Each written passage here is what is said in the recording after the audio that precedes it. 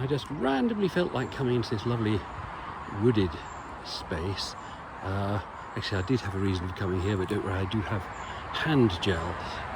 Anyway, so I thought I'd clear a couple of rather interesting things up. We were talking earlier about, well, you weren't saying anything, but I was telling you all about the Earl of Warwick in the Battle of Barnet. So I thought I'd better say who he actually was. He was known as Warwick the Kingmaker. It was he who really was quite instrumental in getting Henry VI off the throne and Edward IV on the throne.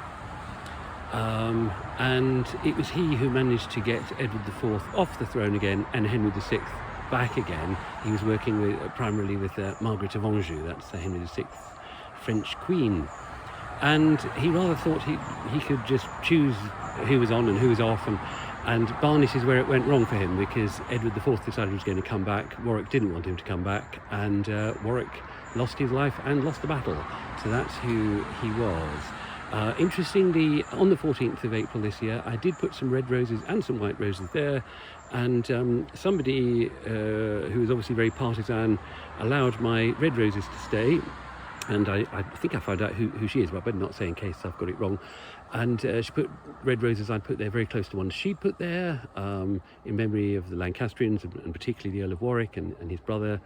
And my white roses were dumped unceremoniously onto the ground, so there we are. The other thing I thought I'd better clear up is, I'm sure you're all desperate to know what sort of buses actually ran on this route.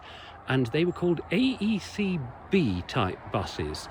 I don't know what those are, but whatever they were, that's what they originally were back in 1912. And they had room for 16 people downstairs, 18 people upstairs. And there is a wonderful book, which I'll just get out.